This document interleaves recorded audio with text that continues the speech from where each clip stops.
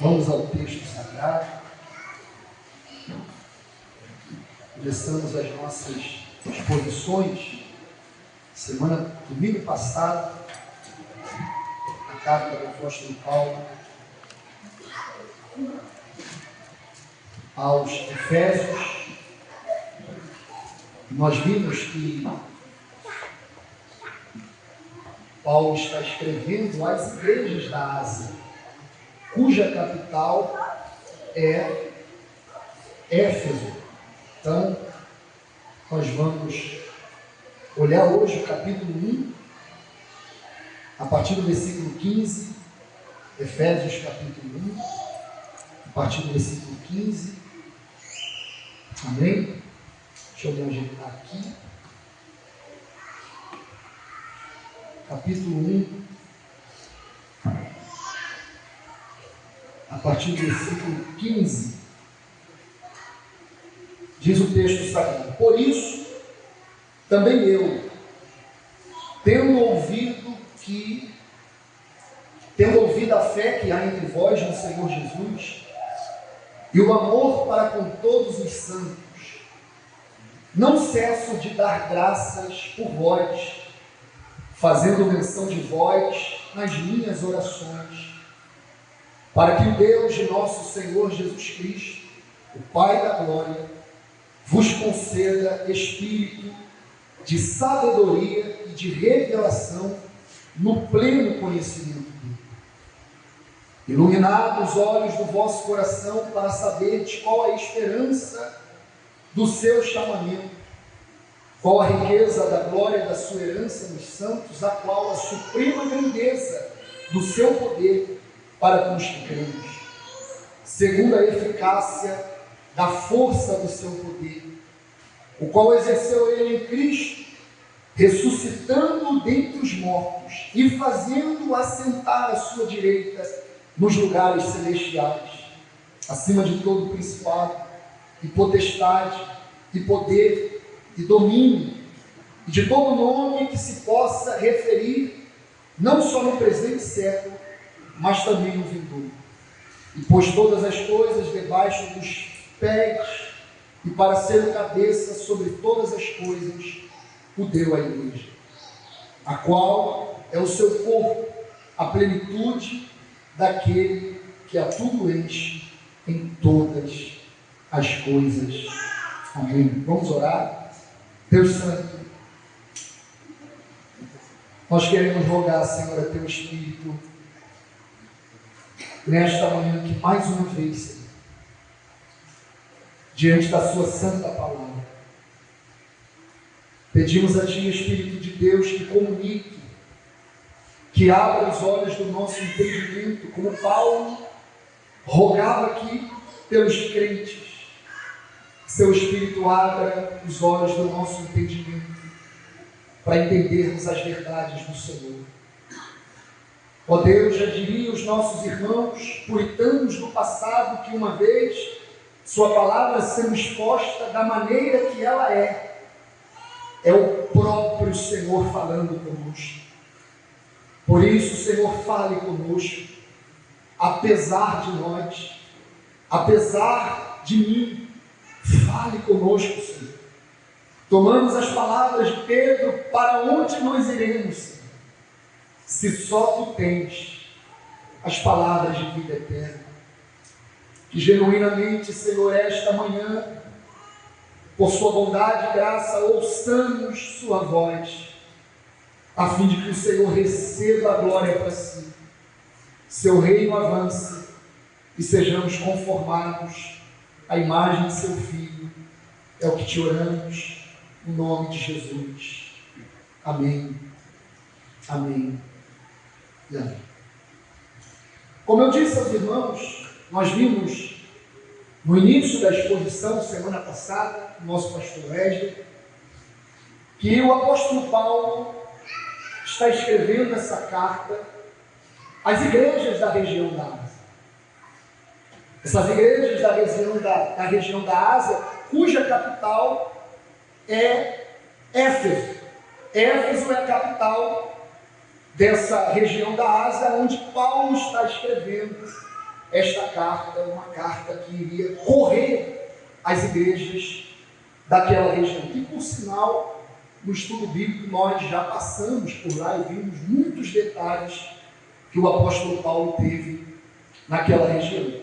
E aí nós vimos semana passada, do versículo 1 ao versículo 14, o apóstolo Paulo mostrando para nós que os crentes, os cristãos, é o povo mais rico do mundo.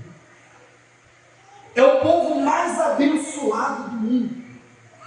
Paulo diz que nós fomos abençoados nas regiões celestiais em Cristo Jesus. Paulo disse que nós fomos chamados, eleitos por Deus, escolhidos por Deus, antes da fundação do mundo.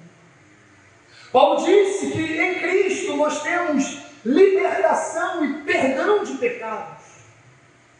Nós vimos que o apóstolo Paulo disse que mais do que ser liberto, mais do que receber perdão de pecados, nós somos selados pelo Espírito Santo. O Espírito Santo é o selo e a garantia de que nós pertencemos a Deus.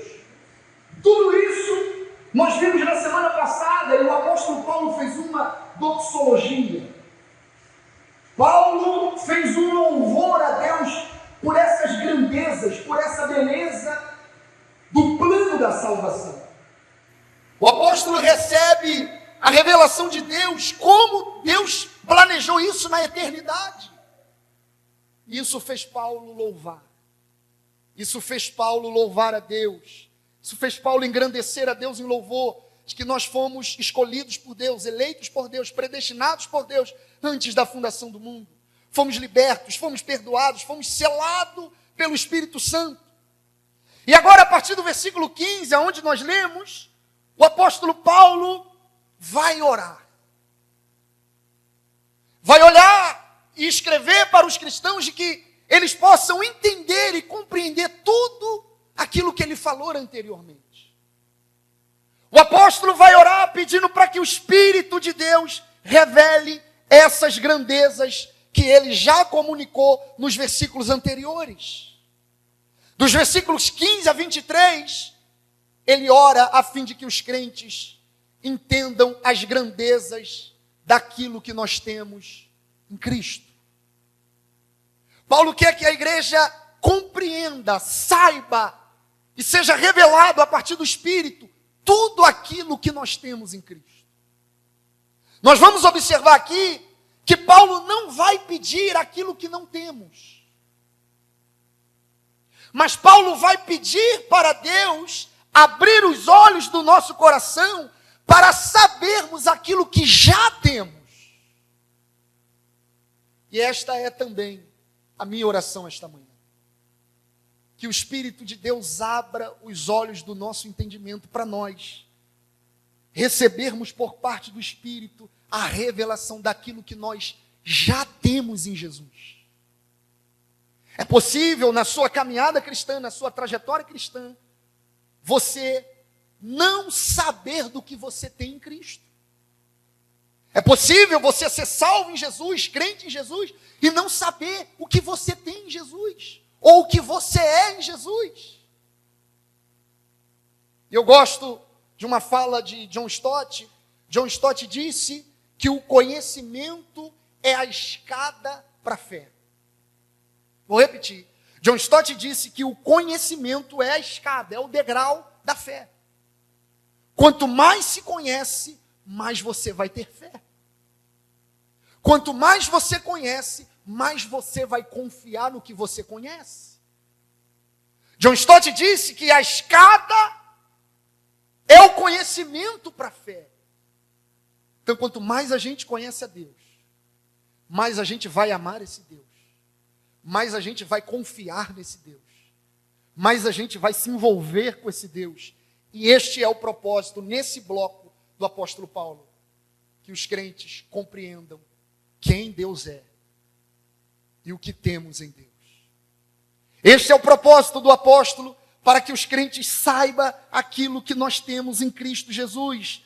Ele roga ao Espírito de Deus que abra os olhos do nosso entendimento, e é isso que nós vamos ver no texto. Outro detalhe, Em nenhum momento desse texto a gente vê Paulo pedindo por coisas materiais. A oração do apóstolo aqui não é para que eles vá bem materialmente. Não há problema orar pedindo ao Senhor que nos abençoe materialmente. Não há problema.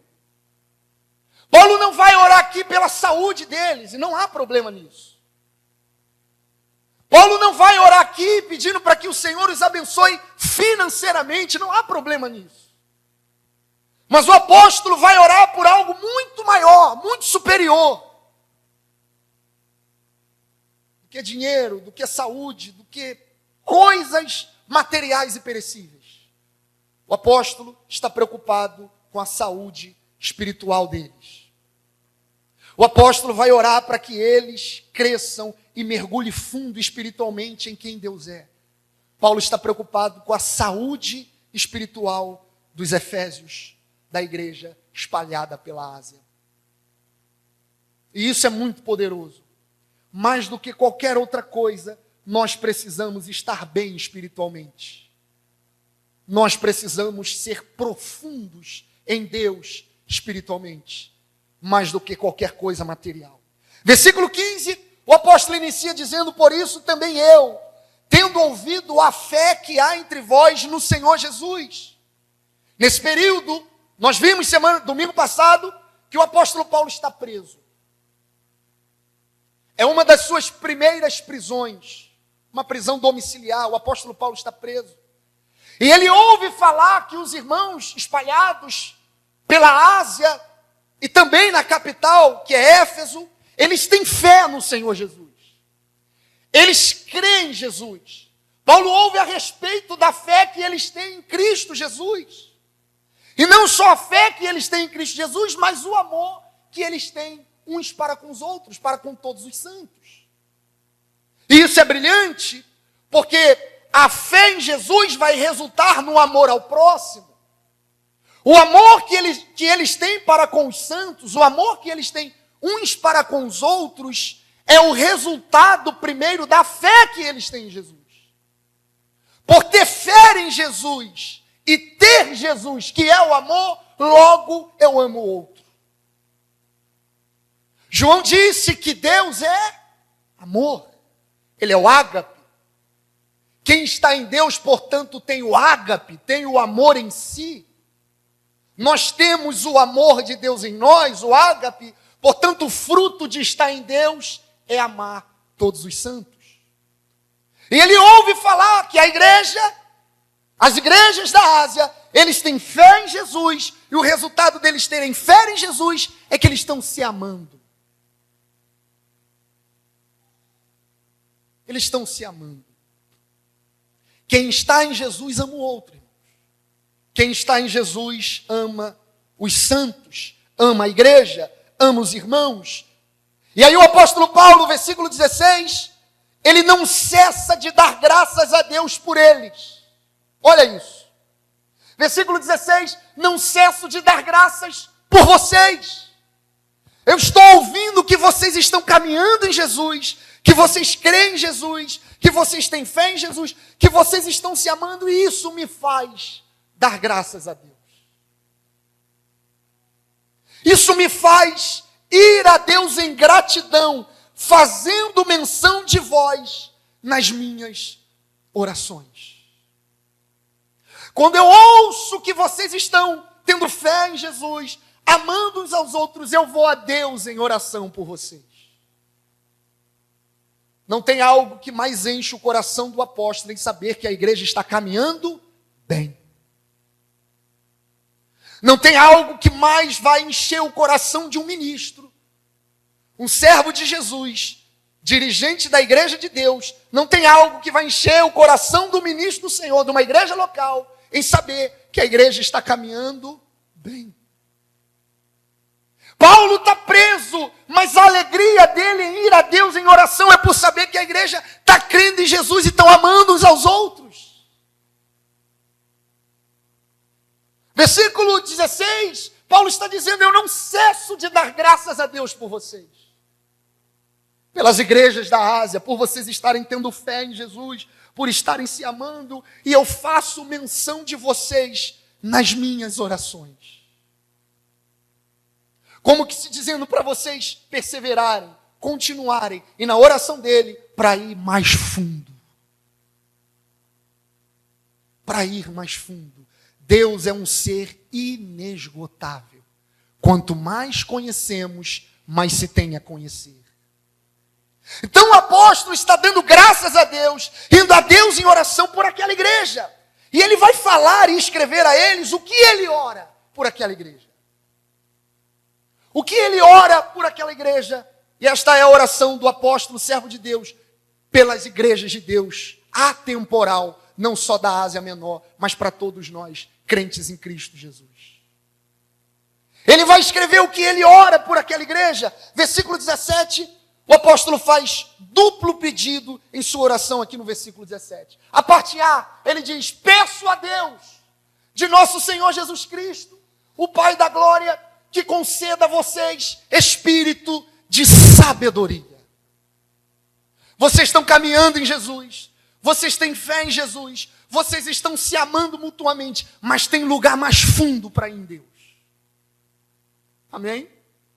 Tem lugar mais fundo para ir em Deus, e essa é a oração do apóstolo, esta é a oração das Escrituras para nós esta manhã. Tem lugar mais fundo para a gente ir em Deus. Eu espero que o Espírito de Deus, irmão, se revela a nós essa manhã, para a gente ir mais fundo em Deus. E a primeira coisa que ele diz é: eu peço que o Espírito de Deus dê a vocês espírito de sabedoria.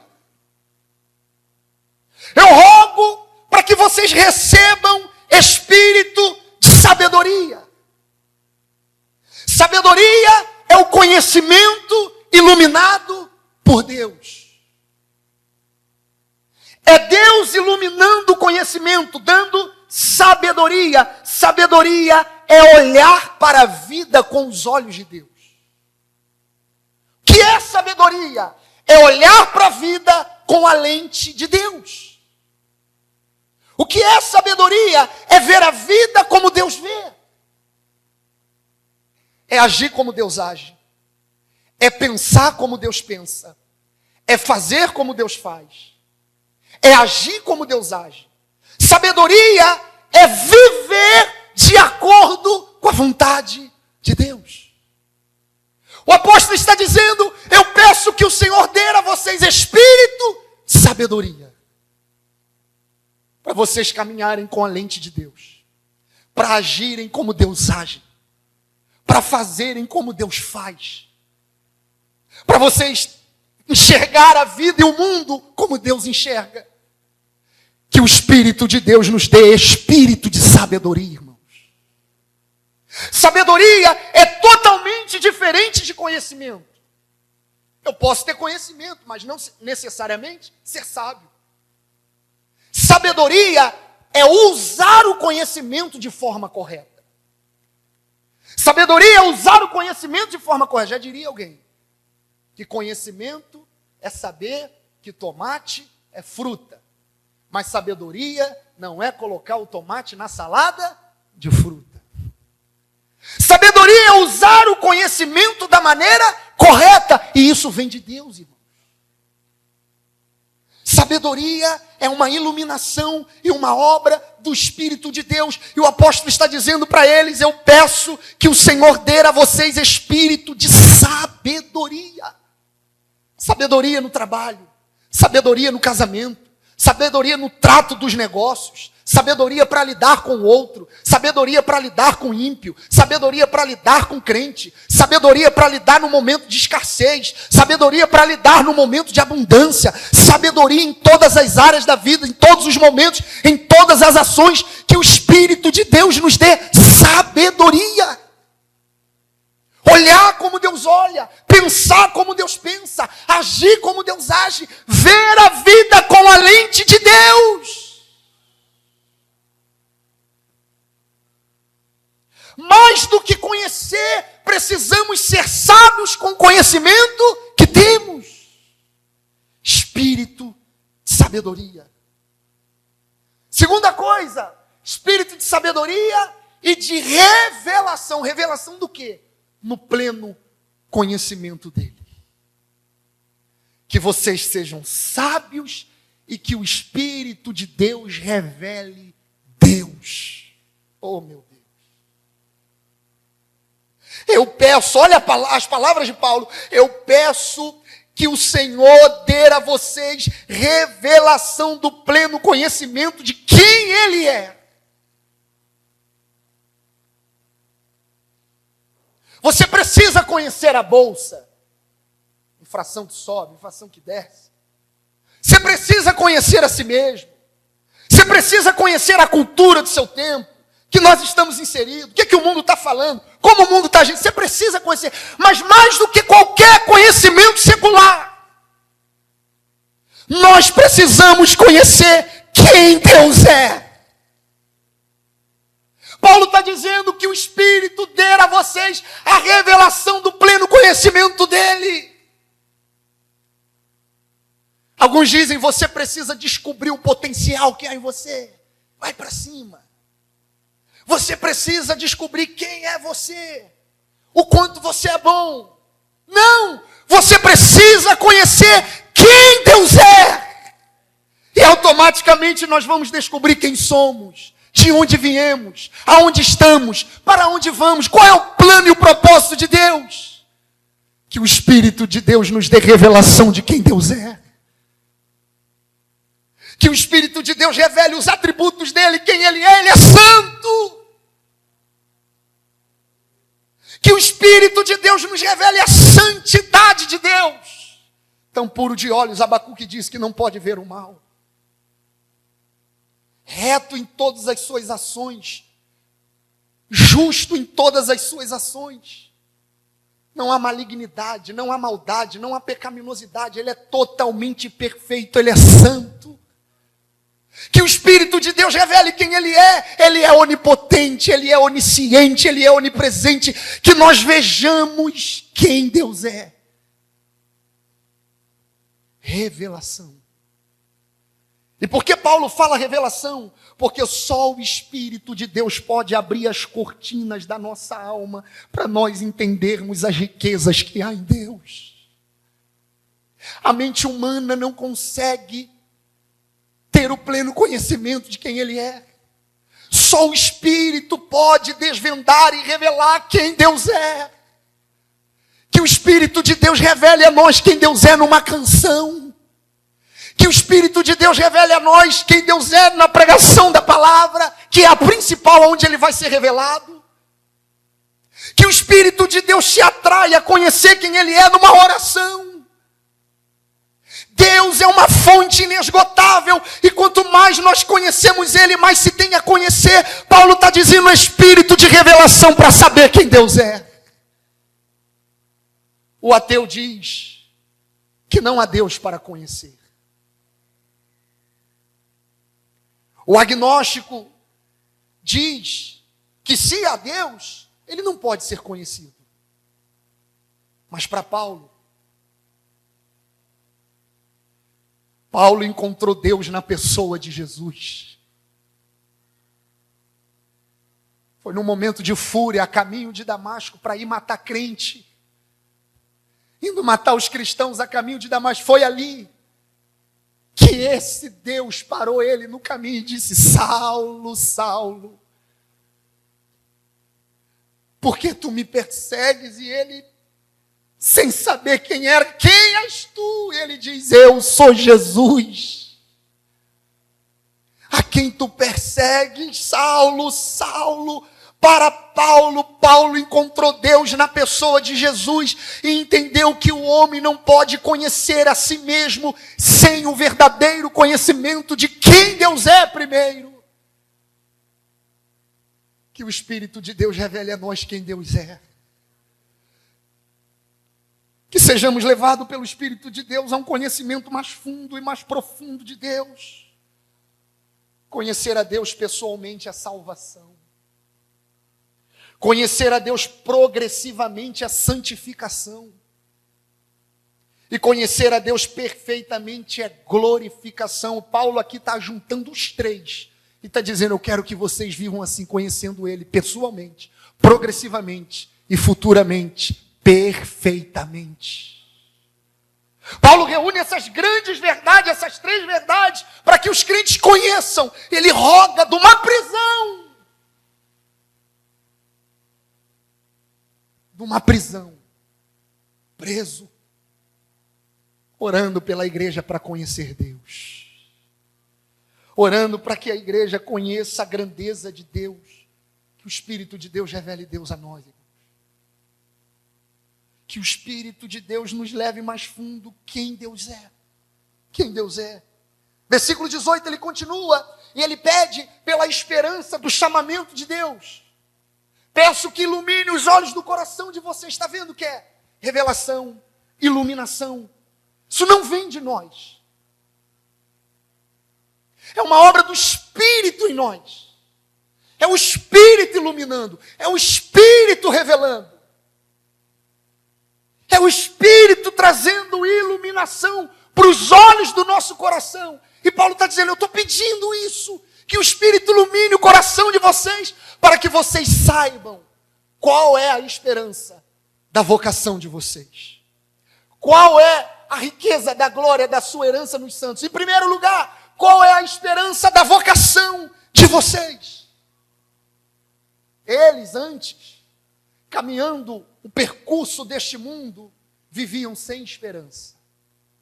Põe para a gente o capítulo 2, versículo 12. Olha como eles viviam sem Deus, sem Cristo, sem esperança. Naquele tempo, tempo sem Deus, tempo sem Cristo. Vocês estavam sem Cristo, separados da comunidade de Israel, não era o povo da aliança, e estranhos às alianças da promessa, não tendo esperança, e sem Deus no mundo. Os homens vivem sem esperança. Comprando, vendendo, casando, dando-se em casamento, comendo, bebendo, festejando. E as escrituras que diz que nós, se vivermos assim, nós somos os mais miseráveis dos homens. O homem sem Deus, Paulo diz que eles, os crentes da Ásia, viviam sem esperança. Sem Deus, assim está o mundo. Caminha sem esperança. Contudo, Paulo está orando, pedindo para que o Espírito de Deus abra os olhos do coração deles, para que eles entendam a esperança futura e gloriosa que eles têm em Cristo Jesus. Eu oro para que o Espírito de Deus ilumine o vosso coração, para vocês saber a esperança do chamamento de vocês. O futuro de vocês não deve mais ser temido. Deve ser encarado com segurança. Paulo está orando para que a igreja venha conhecer e experimentar a gloriosa esperança da vocação deles. Nós fomos chamados, não é isso que ele disse, antes da fundação do mundo? Nós fomos escolhidos, eleitos, antes da fundação do mundo, para sermos santos e irrepreensíveis perante Ele em amor. Ele nos predestinou para sermos filhos de Deus em Cristo Jesus, segundo o beneplácito da sua vontade, segundo o seu querer. Para quê? Para vivermos eternamente com Cristo. Qual é a esperança que a igreja tem? Qual é a esperança que os cristãos têm? Qual é a esperança da igreja? A esperança nossa é que um dia o céu vai se abrir. A esperança da igreja é que um dia o cavaleiro virá montado no cavalo branco e na sua coxa escrito Rei dos Reis, Senhor dos Senhores. Não mais como servo ele vai vir, mas vai vir como Rei dos Reis. Qual a esperança da igreja? É que não vai haver mais morte, não vai haver mais dor. Qual é a esperança da igreja? É que o mundo que Deus preparou para nós habitaremos com Cristo eternamente. Qual é a esperança do nosso chamado? É que o pecado não vai mais existir, as tentações não vão mais existir, habitaremos com Cristo eternamente. E Paulo está dizendo, eu oro para que o Espírito de Deus abra os olhos do conhecimento de vocês, do coração de vocês, para vocês experimentarem a esperança do chamado de vocês. A esperança do chamado de vocês é viver eternamente ao lado de Cristo. Oh, irmãos. Tem vocação e chamado maior que esse. Habitaremos com Cristo eternamente. Estaremos com Jesus eternamente. Não haverá mais dor. Não haverá mais morte. Não haverá mais luto. Todas as nossas lágrimas serão enxugadas. E Paulo está dizendo, eu oro para que a glória, a revelação do Espírito de Deus ilumine os olhos do coração de vocês, para vocês entenderem a esperança que vocês têm. Em outras palavras, vocês não são como o mundo. Vocês têm uma esperança. Vocês foram vocacionados, chamados, eleitos, escolhidos. Tem uma esperança dentro de vocês. E ele está dizendo, eu oro para que o coração de vocês seja iluminado para essas verdades. Esperança. Esperança da igreja vivendo eternamente com Cristo. Esperança da igreja vivendo ao lado do seu Senhor eternamente. Esperança. E na correria da vida, neste mundo de nosso Deus, para nós do Ocidente, que não somos perseguidos literalmente, não tem cadeia para nos matar, não tem lugar para degolar nossa cabeça aqui. Em alguns países tem, estão crentes morrendo agora, mas para a gente aqui, a correria desse mundo, dessa vida, às vezes a gente esquece da esperança que temos. A gente fica tão agarrado no aqui e agora, no fazer, no ter, no possuir, no conquistar, que a gente perde, os nossos olhos são embaraçados com as coisas desta vida. E Paulo está dizendo, eu estou orando para que o Espírito de Deus abra os olhos do coração de vocês. De que tudo aqui é perecível, de que tudo vai passar, mas que há uma esperança pela qual vocês foram chamados. Chamados. Ainda no 18, a parte B.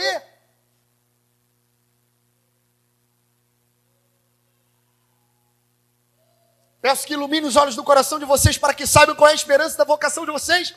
Qual é a riqueza da glória da herança nos santos.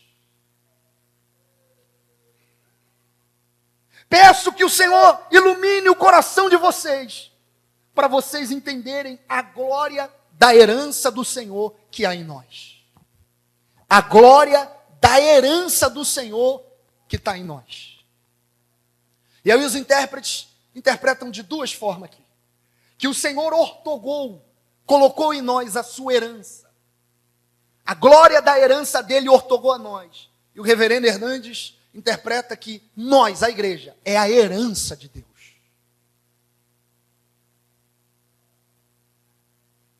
Nós somos a herança de Deus. Paulo está dizendo, eu oro para que o Senhor ilumine os olhos do coração de vocês, para vocês entenderem quem vocês são em Deus. Ele colocou em vocês uma glória da herança, colocou nos santos, colocou na igreja. Paulo diz que nós somos a herança de Deus. Você tem noção disso, irmãos? O que seria Paulo dizer que nós somos a herança de Deus? Ou seja, a igreja é o troféu da graça de Deus. É como se Deus subisse no pódio, pegasse um troféu e o troféu é a igreja.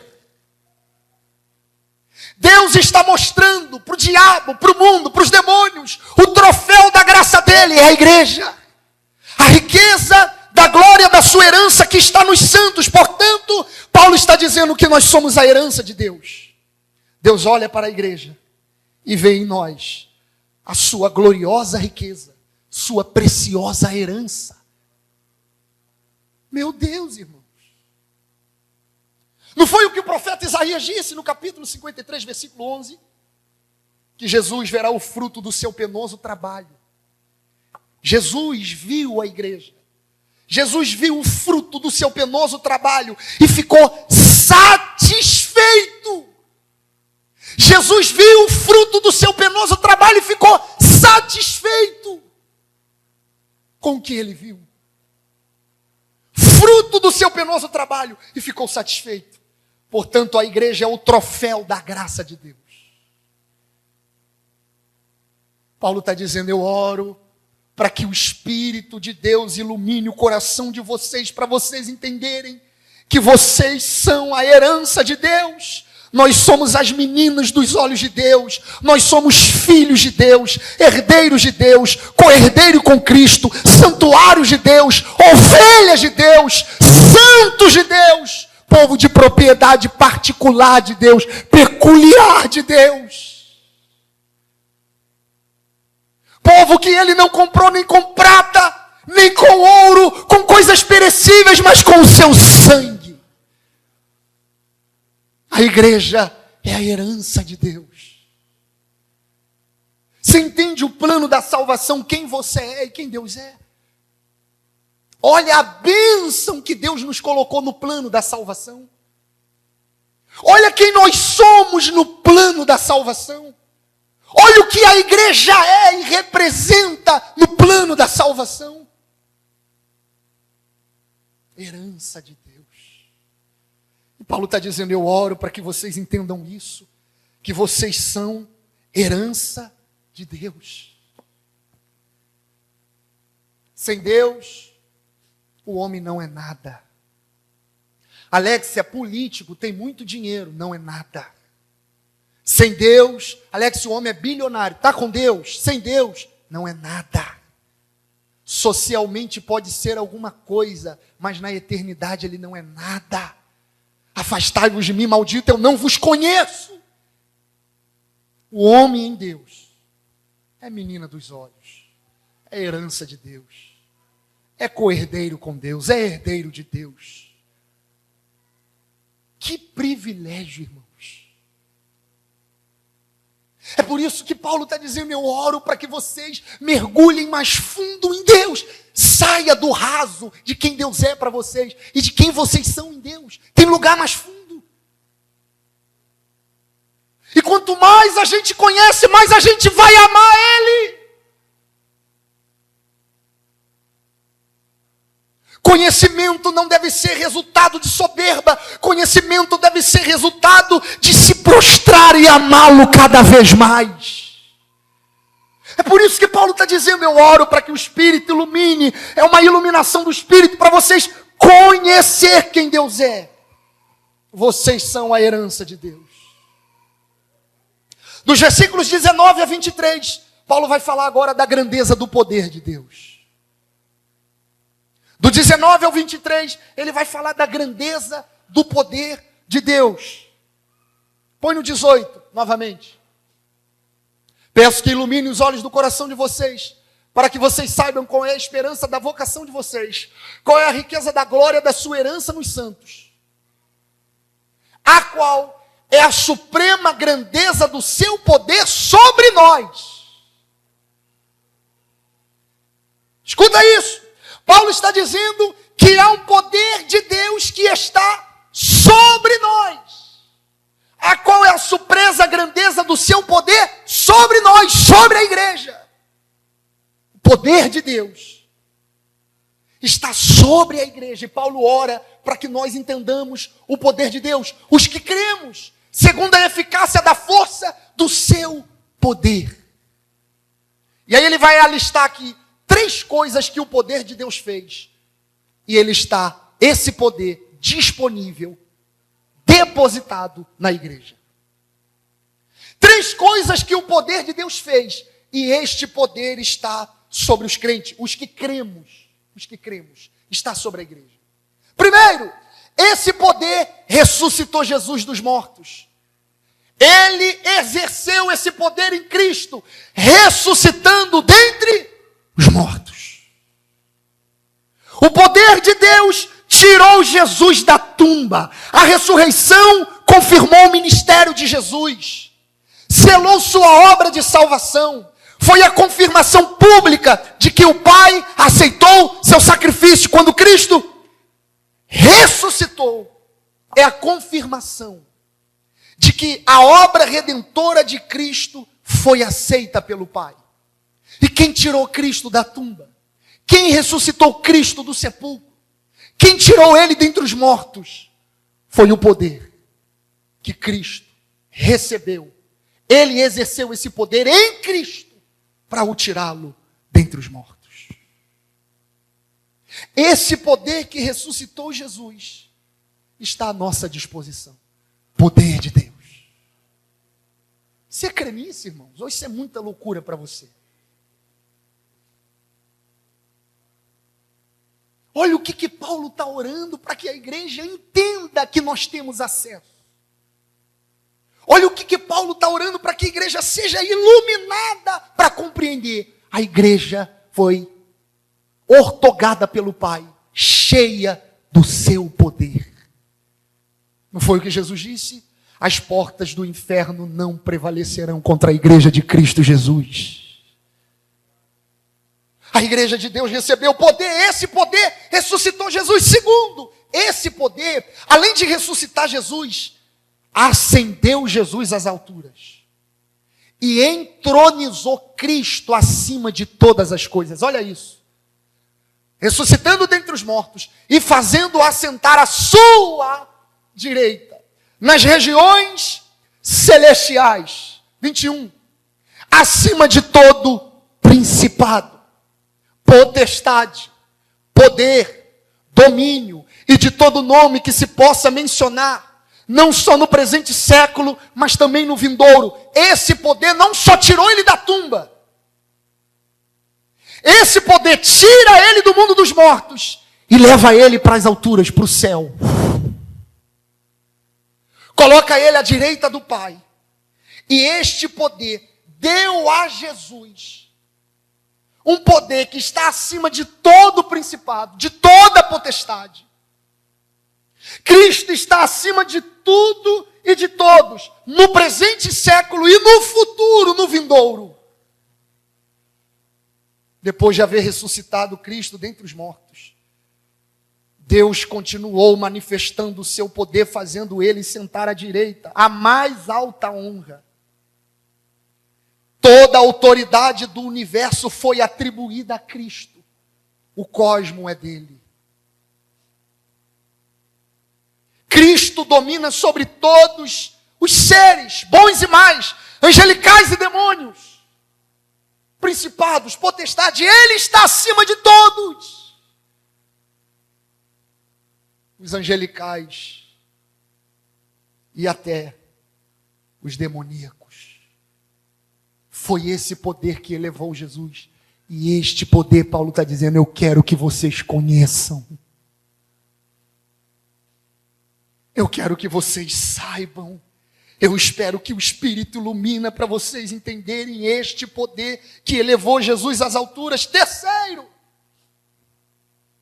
este poder ressuscitou Jesus. Este poder colocou Jesus nas alturas. E este poder fez de Jesus Senhor do universo e da igreja.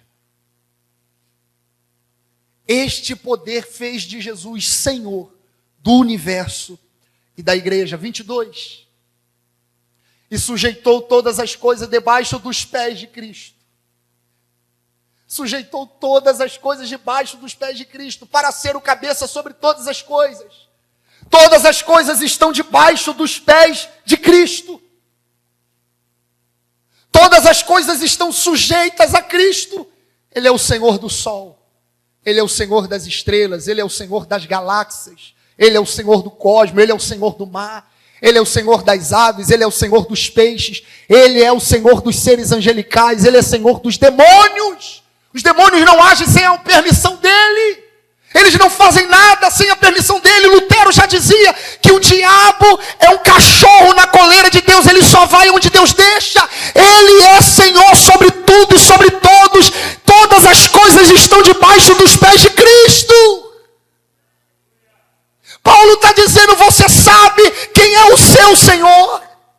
Você sabe quem é o seu Salvador? Você sabe quem é que te comprou com sangue precioso? Ele não é uma estátua presa numa parede. Ele não é alguém que tem boca e não fala, que tem olho e não vê, não. Ele é o Deus homem assentado à direita de Deus Pai, que governa sobre tudo e sobre todos. Paulo está dizendo, eu oro para que vocês entendam quem é o Cristo de vocês. todas as coisas estão debaixo dos seus pés. Todas as coisas estão debaixo dos seus pés. Ele é o cabeça sobre todas as coisas. Não tem ninguém maior do que Ele. Não tem ninguém acima dEle. Não tem nenhum outro nome pelo qual o homem é salvo a não ser o nome de Jesus. Ele é aquele que está à direita de Deus Pai, o Deus homem, sentado e governando toda a história.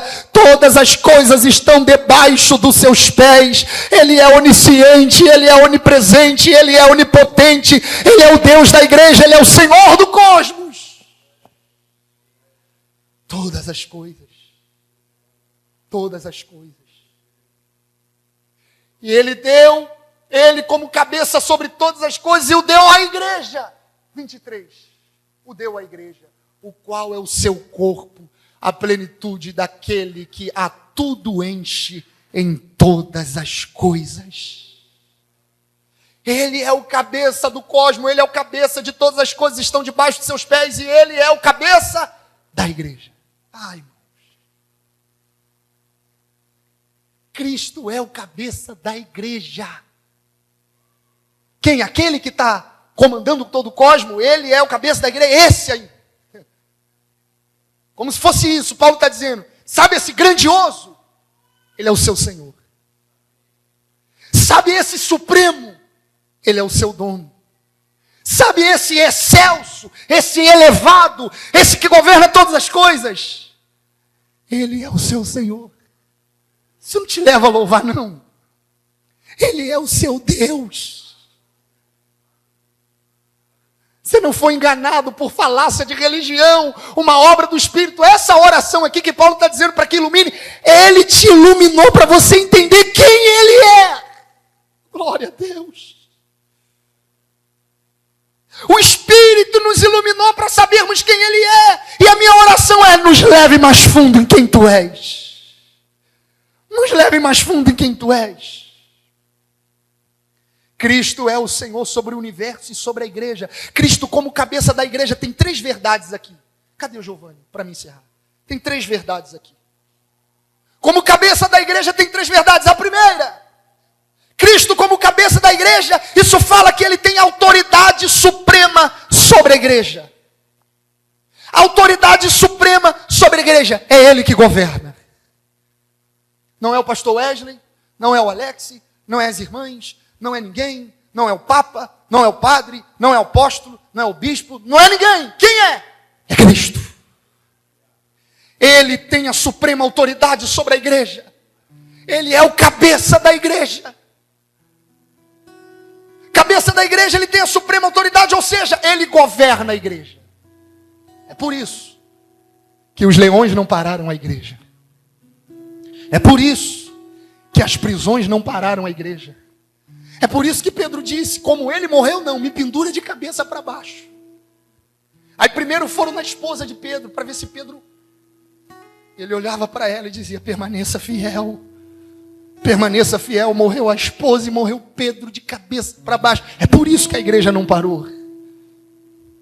Por quê? Porque é Ele quem governa a igreja. É Ele quem governa a igreja. São 2000 anos de história da igreja, mas a igreja, desde sempre, ela desde o Antigo Testamento, Deus vem cuidando do seu povo. Por quê? Porque não é Moisés que cuida do povo, não é Elias que cuida do povo, não é Abraão que cuida do povo, não é Jacó que cuida do povo, não é Eliseu que cuida do povo, não é Jeremias que cuida do povo, não são os profetas menores, os profetas maiores, não foram os apóstolos, não é a igreja, não é o Papa, não é o padre. Quem governa a igreja é Cristo. Ele é o cabeça da igreja. Ele tem a autoridade suprema, Ele governa, Ele guia. Ele guia a igreja como cabeça. Ele é o guia da igreja, igreja direita, igreja esquerda, igreja para, igreja para lá, igreja para cá. Ele é o condutor, Ele é quem dirige, Ele quem cuida da igreja. Ele é o cabeça. Segunda coisa, Ele como cabeça da igreja, é que entre Cristo e a igreja existe uma íntima união. Cristo como cabeça, existe uma união tão íntima e real. É como se de fato, literalmente fosse a cabeça e o corpo. Olha que privilégio. Cristo como cabeça fala de uma união indissolúvel. Nós estamos unidos a Ele e Ele está unido a nós. Cristo está unido à sua igreja e sua igreja está unida a Cristo. Paulo está dizendo, eu oro para que vocês entendam isso. Esse mesmo Paulo certa vez disse, nós estamos tão unidos a Ele, Júnior. Marcelo, nós estamos tão unidos a Ele que certa vez Paulo disse assim, ó, nada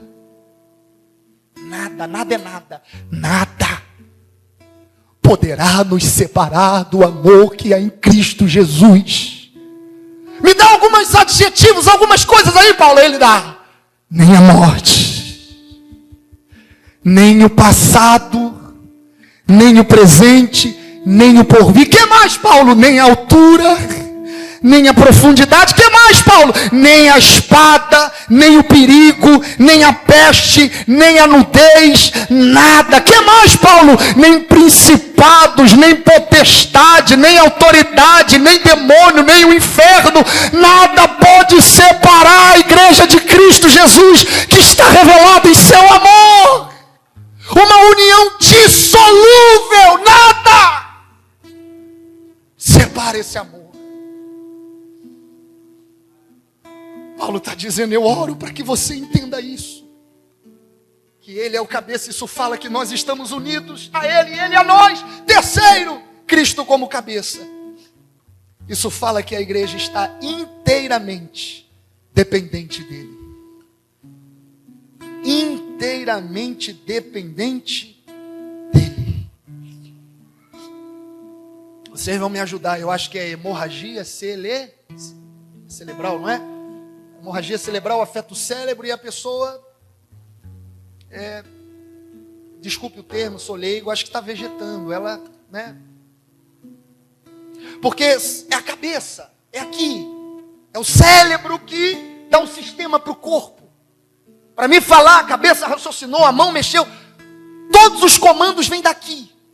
Isso fala que a igreja está inteiramente dependente do cabeça.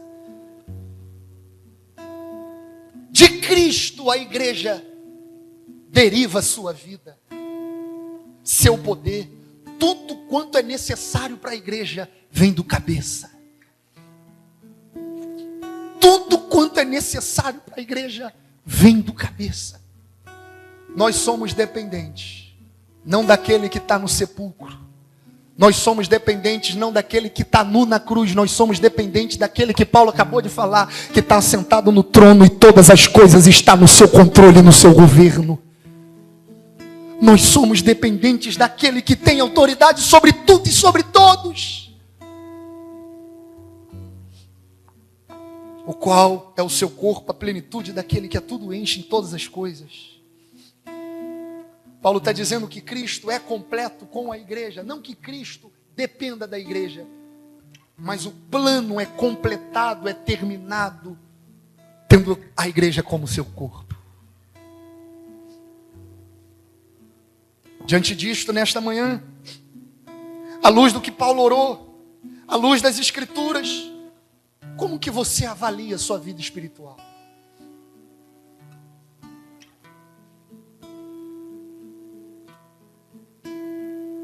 Como que eu avalio minha vida espiritual? Você tem usufruído das riquezas que tem em Cristo? Você tem ido a Ele, sabendo que Ele deu poder à igreja? Você tem ido a Ele, sabendo que você é herança dEle? Você tem ido a Ele, sabendo que Ele está acima de todas as coisas? Você tem crescido no relacionamento íntimo com Ele? É isso que Paulo quer. E é isso que Paulo está orando da prisão. Paulo está orando da prisão. As igrejas da Ásia, capital Éfeso, que vocês mergulhem mais fundo em quem Deus é. Quem Deus é, irmãos? Quem Deus é? Quem Deus é? Você conhece mais a Deus do que ano passado? Você conhece a Deus mais do que alguns meses passados? Você está amando Ele mais do que amava no passado? Você está vendo facetas dele que ainda não viu? Paulo está dizendo, vai, que o Espírito te revele.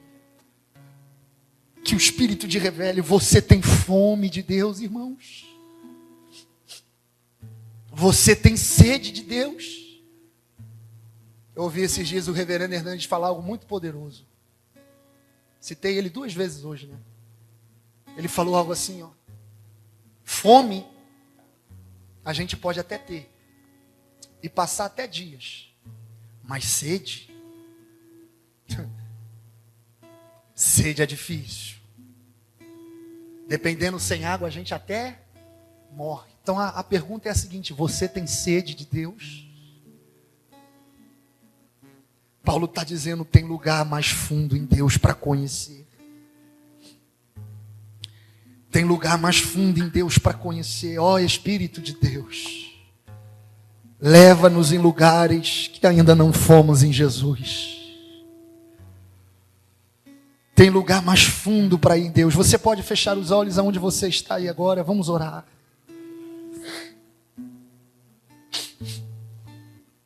Ah, Jesus. Ah, Jesus. É tanto conhecimento, Senhor, que o mundo nos oferece para conhecermos. Hoje, na época, Senhor, da informática, do digital, na época da tecnologia avançada, é muita gama de conhecimentos e de informações. Mas tudo que nós queremos, Senhor, é rogar como Paulo estava rogando.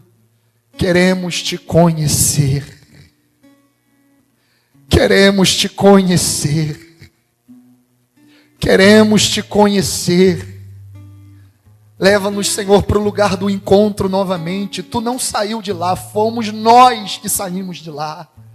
O lugar do devocional, o lugar da oração, o lugar da leitura, o lugar das lágrimas, o lugar do relacionamento, o lugar de te conhecer. Leva-nos de volta, Senhor. Abre os olhos do nosso entendimento para quem Tu és. Ilumina os olhos do nosso conhecimento para entendermos as Tuas verdades. Tira-nos do raso. Tira-nos do raso, Senhor. O Senhor é uma fonte inesgotável e queremos mergulhar em Ti. Leva o Seu povo, leva a Sua igreja para mais fundo, para mais profundo, para Te conhecer mais, para entender quem Tu és, as verdades que há em Ti, usufruirmos das riquezas que temos em Cristo Jesus, o amado da nossa alma. Ó Espírito de Deus, que tenhamos experiências ainda esta semana, de Te conhecer mais, de Te amar mais, de ser fascinado por quem Tu és, de o Evangelho novamente borbulhar no nosso coração e tirar lágrimas do nosso rosto. Ah, Senhor, nossos olhos estão muito secos. Nosso coração está muito gelado. Parece que nos conformamos com o relacionamento contigo e parece que nem íntimos somos mais. Parece que perdemos o fascínio, o encanto por quem Tu és. Leva-nos mais fundo em Ti.